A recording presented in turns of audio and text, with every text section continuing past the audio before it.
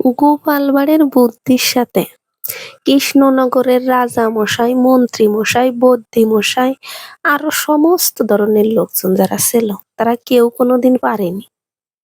নবাব সাহেবও কোনোদিন পারেনি। আর আমি হচ্ছে গোকুলের বউ, সেই গোপালরেই আমার চালাতে হয়। তাহলে ওরা তোমরা বোঝো আমার কত বুদ্ধি থাকতেই হয়। তা যাই হোক, আসল কথায় আসি। আমার গোকুলে সব কিছু মোটামুটি খায়, কোনো কিছুতে তার অরুচি নেই।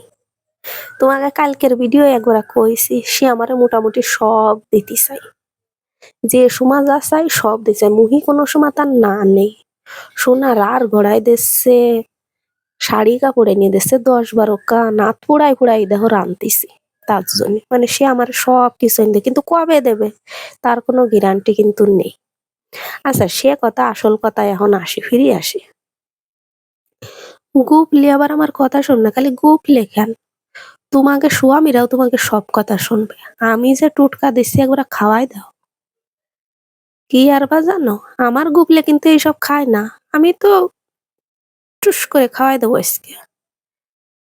এমনিতেই তো আমার আঙুলির মাথায় সারাক্ষণ ঘোরে, নায়ের ডগায় তারে সবসময় দড়ি বেঁধে ঘুরেই নিয়ে বেড়ায়।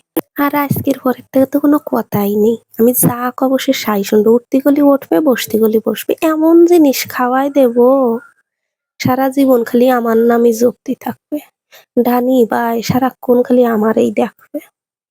তা কি খাবো শোনো, এই যে টাই মাছ কেউ পুড়াই খায়, তা আমি ভাবলাম কি যত মোটেই টাই মাছের নাম গন্ধ সহ্য করতে পারে না, খালি খালি পুড়াই খাবো তো একটু কিরম মেলা রিক্স হয়ে যাবে না, তা বাইজিয়ে খাই দেবো। তাইতে এই যে টাই মাছ ওই পাড়াতে কলজরে নিয়ে আইছি, ও তো আর আনে না, ও খায় না, ও আনেও না।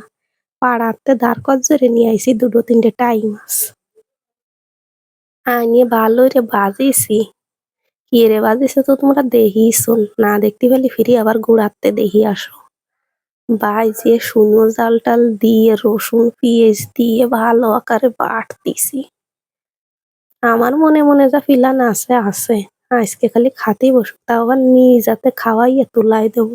সুযোগই দেবো না, কি খাচ্ছে কি না খাচ্ছে অত দেখার সুযোগ কনে। আরো খাওয়ার সময় ওরা কিছু দেয় না, বাদ বিচারে না। মাছের কথা কিন্তু কিছু কেউ কইয়ে দিবানি অন্য কোনো মাছের কথা, কিন্তু এই মাছ বাটিছি আসলে তো টাই মাছ বাটতেছি।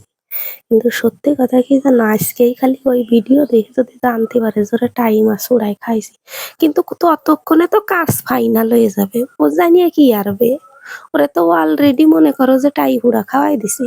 কি ভাই যে টাই পুড়া খাই দেও তো আমার কথায় উঠবে আর বসবে, যতক্ষণে জানতে পারবে ততক্ষণে ওর কোনো করার ক্ষমতা থাকবে না, ও কিছুই করতে পারবে না। আর একটা কথা শোনো, আমার জম্বের আকারে ঠান্ডা লাগিছে বুঝেছো, কথা যেন দেখতেছো না কিরাম কিরাম শোনা যাচ্ছে।